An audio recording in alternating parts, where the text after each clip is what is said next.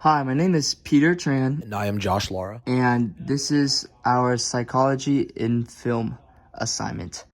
So we did our assignment over the movie Inside Out and over the main character Riley Anderson. In the movie Inside Out, the main character Riley, she's this young teenage girl, only child with two loving parents. Growing up, she's always been joyful and a playful person, and the animated movie is based around her and the fact that her family is moving away from Minnesota to California. And as the film goes on, we as the audience learn more about Riley's personality and mood and how it changes. After moving away, Riley becomes very shy and reserved, showing symptoms of social anxiety disorder because she does not know anyone and she is scared to talk to people and doesn't seem comfortable after the move.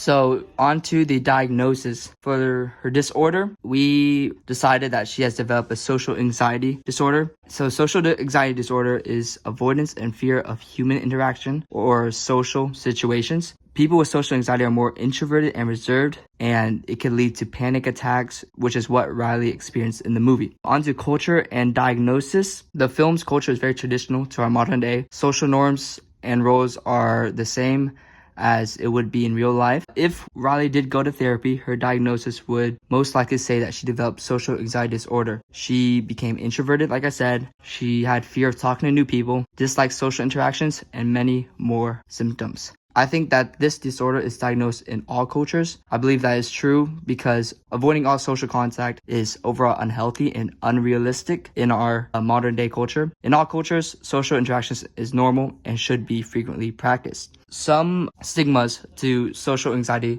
disorder would be they're just shy, they're unfriendly, they're sensitive, and only introverts have social anxiety.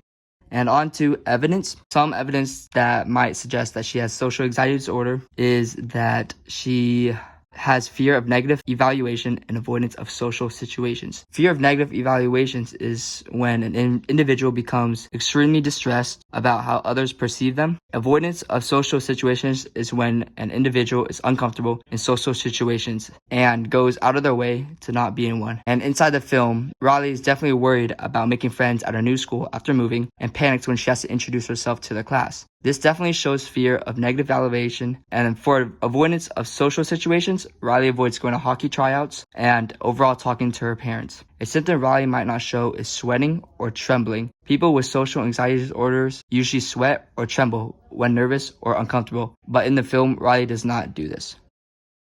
Hi, my name is Josh Lara, and I'll be covering the second half of the presentation. So for treatment we recommended would be for Riley to undergo cognitive behavioral therapy. This type of therapy with the focus on exposure-based therapy would be good for treating her social anxiety. And this is because her disorder stems from her unfamiliar environment and desire to avoid her situation altogether. If we treat her by making her practice going through social interaction and work through simulated situations, we could gradually treat her disorder. This is good because CBT is very effective for self-sabotage. Random media reference, but there's this guy named Nathan Fielder, and he runs a show on HBO called The Rehearsal. And that's kind of what they do. The whole premise is that if you rehearse a situation enough, that you might be able to go through all the variables and you'll be able to better understand the situation and you'll be comfortable with it. So to discuss barriers to treatment, there is a stigma around getting psychiatric help even in the United States and even in California. Riley, her family might not be open to treatment, and her family is new to the town, and so they might be busy prioritizing other things, such as, still moving in, unpacking, or they might not have their insurance set up to figure out where they want to get care. Discussing the broader perspectives regarding this topic, Inside Out does a very good job at portraying the disorder, but it does it inadvertently because the movie itself does not directly declare that it's about disorders or that Riley herself has a disorder.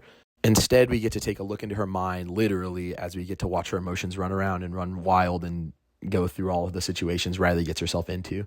And it's a fairly accurate depiction of the scenarios, like her real world situation that she gets into, like in class.